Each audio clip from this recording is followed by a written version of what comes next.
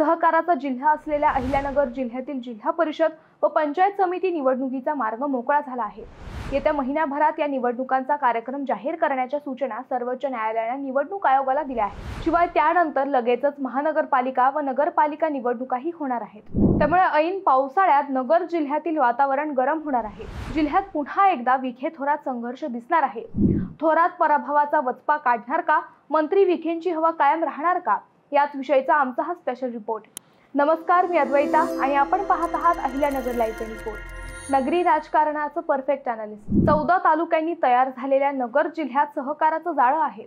या सहकाराच्या जाळ्यात येथील राजकारण चालतं काय, अगदी पळतं म्हणावं लागेल।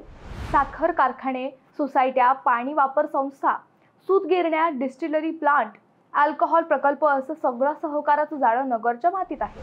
विखे, थोरात, काळे, कोल्हे, गडाख, तनपुरे, घुले हे नगर उत्तरेतील व राजळे, ढाकणे, पाचपुते, नागवडे, जगताप ही दक्षिणेतील सहकारातील मातब्बर घराणी गेल्या 3-4 पिढ्यांपासून आपला दबदबा राखून आहे।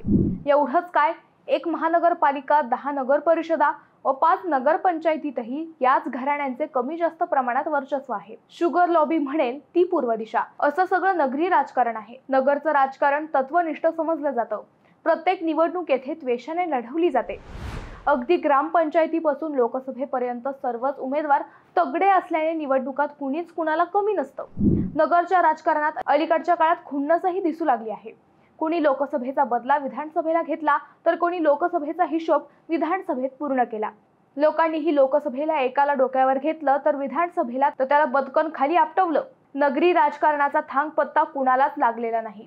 त्यामुळे आता जी परिस्थिती आहे तीच निवडणुकीपर्यंत कायम राहील असं कोणीही छाती ठोकपणे सांगू शकत नाही। इथं ना कुणाची हवा चालते ना कुणाचं वारं, इथं चालतो तो फक्त नगरी पॅटर्न। याच नगरी पॅटर्नची दहशत मुख्यमंत्री देवेंद्र फडणवीसांनी लोकसभेला व शरदचंद्र पवारांनी विधानसभेला अनुभवली आहे। राज्यातील व जिल्ह्यातील स्थानिक स्वराज्य संस्था गेल्या 2 ते 4 वर्षांपासून प्रशासकाच्या हातात आहे।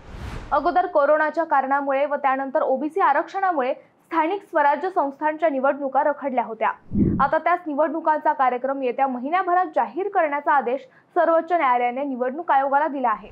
त्यामुळे राज्यातील 29 महानगरपालिका, 157 नगरपालिका, 26 जिल्हा परिषद व 289 पंचायत समितींच्या निवडणुकांचा कार्यक्रम येत्या 15 जाहीर होण्याची शक्यता आहे। नगरच्या जिल्हा परिषदेचा विचार केला तर 85 जिल्हा परिषद सदस्य निवडले जाणार आहेत। 14 तालुक्यातील पंचायत समित्यांचा विचार केला तर 150 पंचायत समिती सदस्यांची निवड केली जाणार आहे। या निवडणुका महायुती व महाविकास आघाडी अशा पद्धतीने झाल्या तर सुमारे 500 उमेदवारांची रणधुमाळी रंगणार आहे।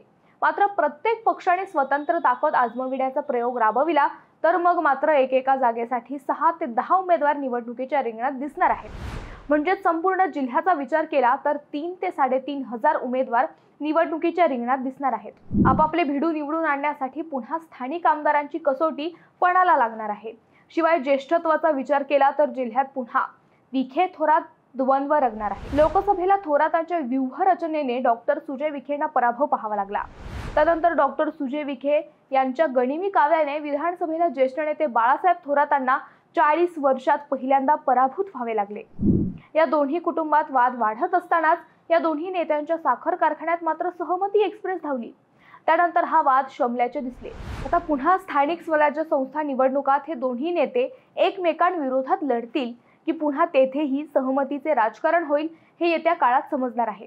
तरीही गेल्या विधानसभेला ज्या साखर सम्राटांचा पराभव झाला ते येत्या निवडणुकात आपल्या पराभवाचा बदला घेतील असे राजकीय विश्लेषकांचे म्हणणे आहे। स्वतःचे राजकीय अस्तित्व टिकून ठेवण्यासाठी आजी आमदारांची लढाई रंगतदार होईल अशी शक्यता व्यक्त केली जात आहे। स्थानिक स्वराज्य संस्था निवडणुकीत पुन्हा विखे थोरात युद्ध होईल का की पुन्हा त्यांच्या सहमती एक्सप्रेस धावेल? तुम्हाला काय वाटते हे आम्हाला कमेंट करून नक्की कळवा। शिवाय व्हिडिओ आवडला असेल तर चॅनलला सबस्क्राईब करून व्हिडिओला लाईक करायला विसरू नका। पुन्हा भेटू नव्या विषयावर, तोपर्यंत धन्यवाद।